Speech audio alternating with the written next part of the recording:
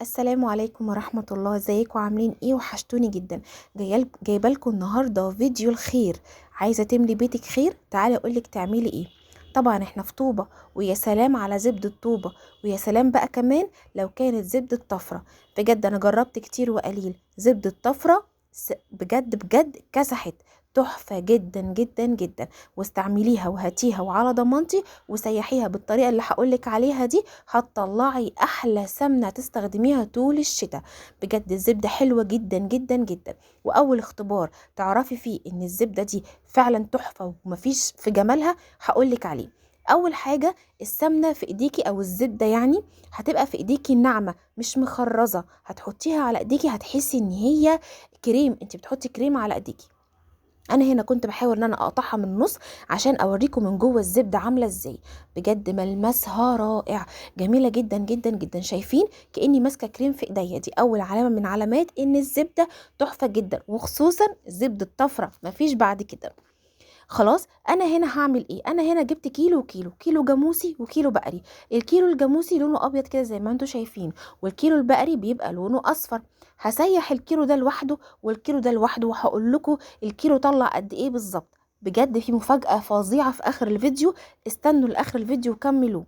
انا هنا حطيت الزبدة الجاموسي في حلة لوحدها على النار، وهجيب كمان الزبدة البقري وهقطعها بالنص وهوريكم من النص عاملة ازاي. بجد جميلة جدا جدا، وملمسها ناعم خالص خالص. هقطعها بالنص عشان تتأكدوا انها تحفة جدا. بجد مش هتخسروا حاجة ابدا ابدا لو جربتوا. هاتي كيلو من دي ومن دي وجربي، وعلى ضمانتي هجيبوا ال20 كيلو. بجد خطيرة. هجيب برضو حلة وهحط فيها كيلو البقري، الزبدة البقري زبدة طفرة، وهحطها على النار.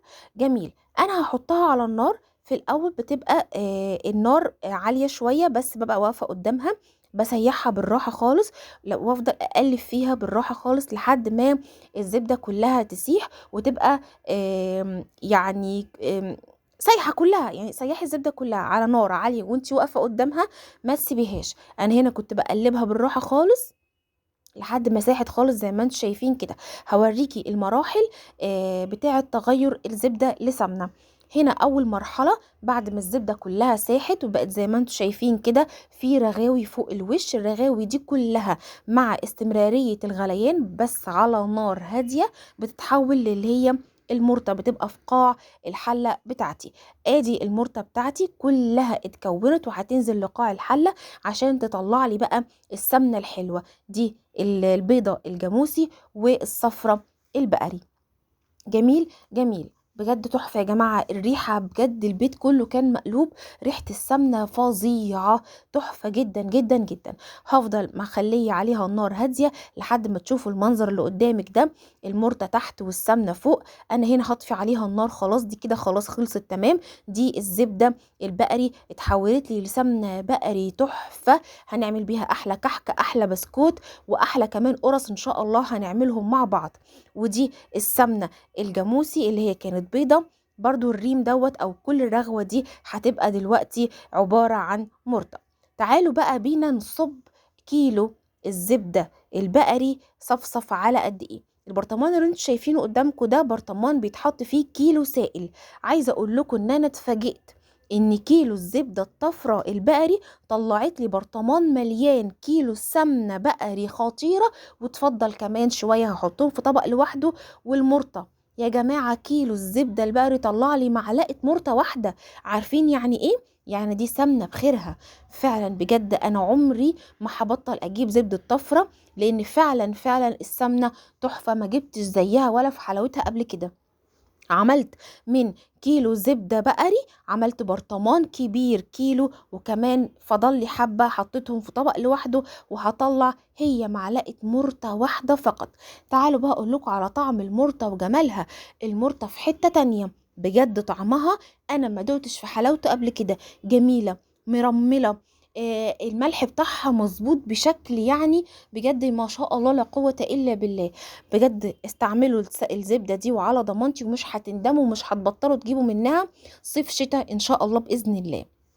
دي كانت الزبدة الايه البقري اللي هي لونها اصفر. شفتوا حبة المرطة؟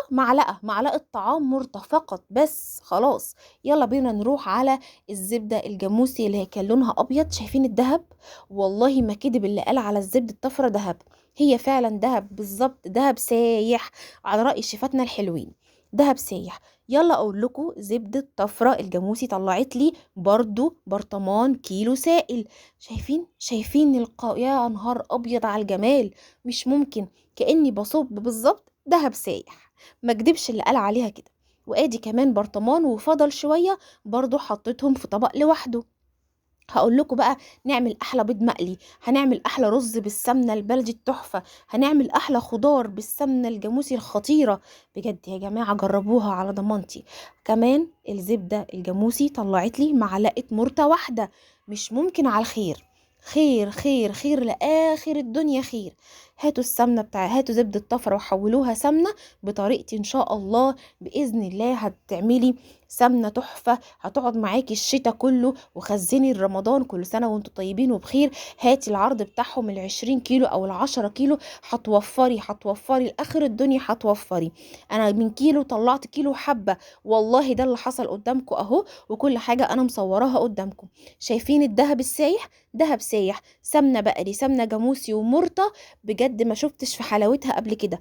جربوا على ضمانتي، ومستنيه رايكم، وادخلوا صفحتهم وهاتوا منهم وهتدعوا لي ان شاء الله. ومستنيه دعمكم، ومستنيه تعملوا لي شير وسبسكرايب كتير جدا. اعملوا شير كتير جدا جدا جدا للفيديو ده يا جماعه بجد. ان شاء الله تستفادوا، وان شاء الله غيركم يستفاد. وشكرا شكرا زبده الطفره، بجد شكرا، غيرت مفهومي خالص عن الزبده الفلاحي. متشكره، واشوفكم ان شاء الله الفيديو الجاي، والسلام عليكم ورحمه الله.